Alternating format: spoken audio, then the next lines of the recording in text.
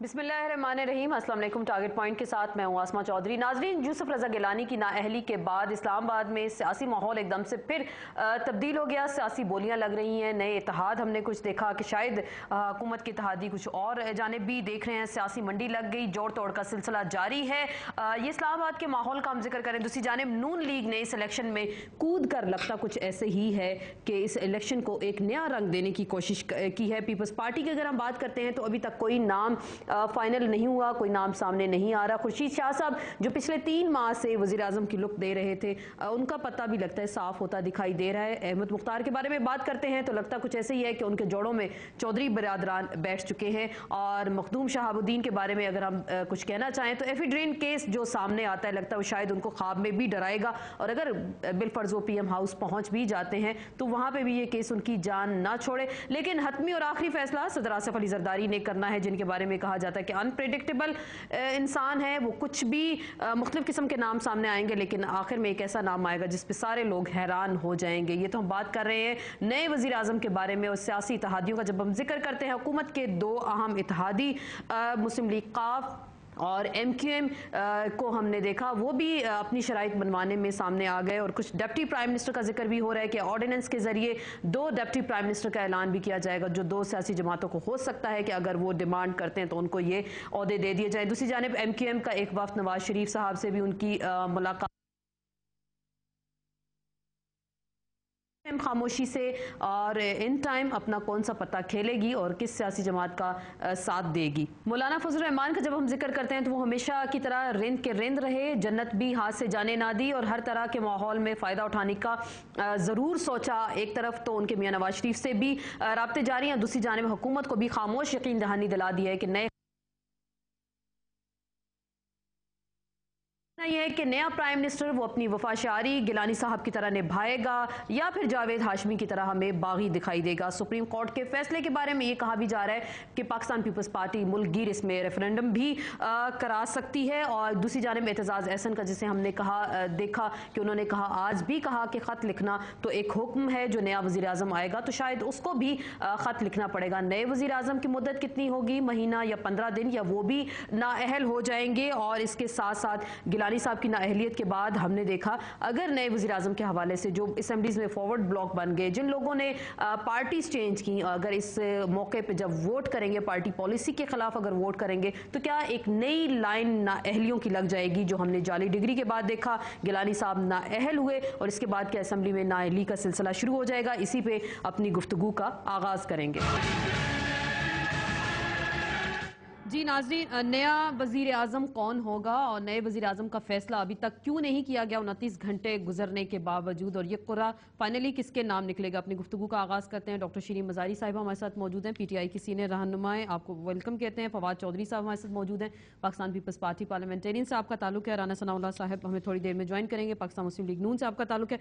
फवाद से अगर पहले पूछ लें कि नया प्राइम मिनिस्टर कौन होगा, क्यों फवाद, क्या कहते हैं? नया PM के लिए जो है वो मीडिया जो है वो भी अपना नाम प्रेडिक्ट करता है, पार्टी भी में भी होती है। हर MNA जो है उसको इंटाइटलमेंट है प्राइम मिनिस्टर बनने की। तो जब तक चेयरमैन और पार्टी ने फैसला करना है वो डिसाइड करेंगे, जो भी बनेगा पार्टी का होगा। इत्तेहादी आपके साथ हैं, इत्तेहादियों ने तो MQM आपके साथ है। रात को पूरा यकीन दिला दिया कि वो जो फैसला भी पीपल्स पार्टी करेगी, क्योंकि नॉमिनेशन पीपल्स पार्टी ने करनी है प्राइम मिनिस्टर की। 124 लोग पीपल्स पार्टी के हैं इस वक्त नेशनल असेंबली में, तो नॉमिनेशन चूंकि इन्होंने करनी है, वो जो भी नॉमिनेट करेंगी वो इंशाल्लाह ताला वज़ीर आज़म होगा।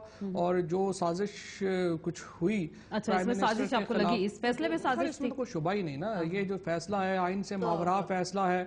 आज नवाज शरीफ साहब ने सवात में खिताब किया और उन्होंने कहा कि मैंने 26 तारीख को ही कह दिया था कि वज़ीर आज़म को जाना पड़ेगा। 26 अप्रैल को ही कह दिया था वज़ीर आज़म को जाना पड़ेगा। उससे पहले वो चाइना जा रहे थे, 26 अप्रैल के फैसले से पहले वो भी उन्होंने कैंसिल किया, वो यहाँ पे ठहरे। तो साजिशों का तो खैर अब सबको ही पता है, ये तो कोई ऐसा बात नहीं है।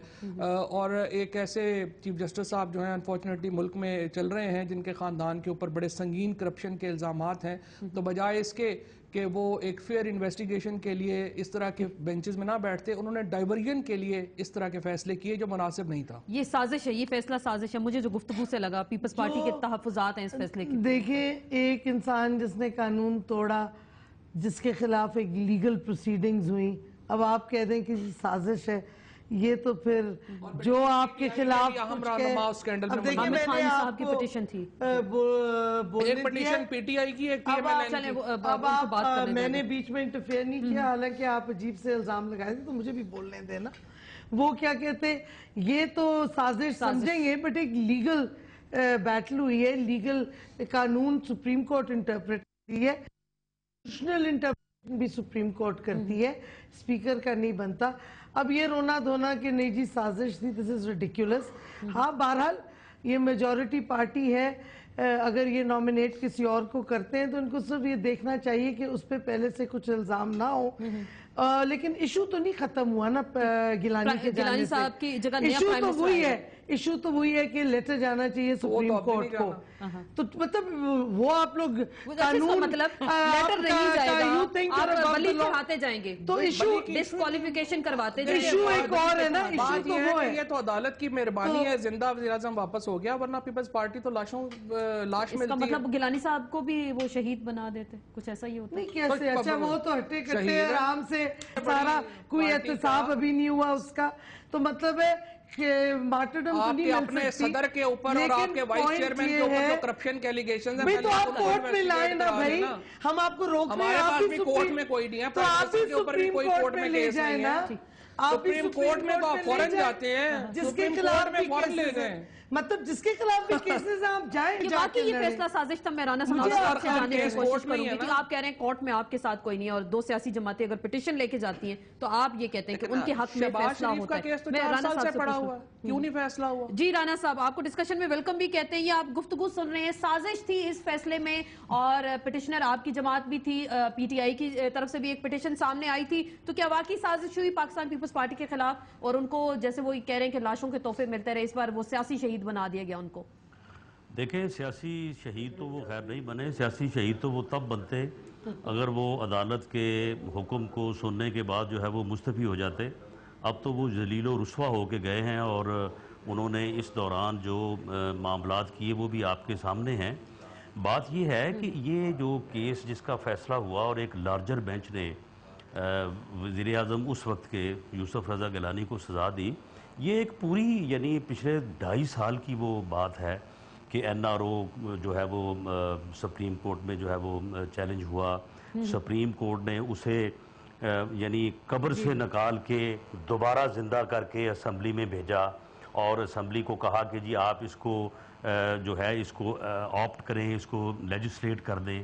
اسمبلی نے، پارلیمنٹ نے اس کو لیجسلیٹ کرنے سے انکار کیا. انہوں نے کہا کہ یہ ایک برا قانون ہے. تو پھر جب ایک برا قانون تھا تو پھر اس میں سپریم کورٹ کیا کرتی؟ سپریم کورٹ نے اس کے اوپر ایک فیصلہ کیا، اس فیصلے کے اوپر عمل درآمد جو ہے وہ 2 سال تک نہیں ہوا. اور اس کے بعد جہاں تک اس بات کا تعلق ہے کہ 26 اپریل کو جب فیصلہ آیا تو میاں نواز شریف نے آج کہا ہے کہ میں نے اسی دن کہہ دیا تھا کہ وزیر اعظم جو ہے اس کو جانا پڑے گا. میرا خیال ہے کہ 26 اپریل کو جب وزیر اعظم کو سپریم کورٹ کے لارجر بینچ نے سزا دی تو اس کے بعد تو اس ملک کے بچے کو پتا تھا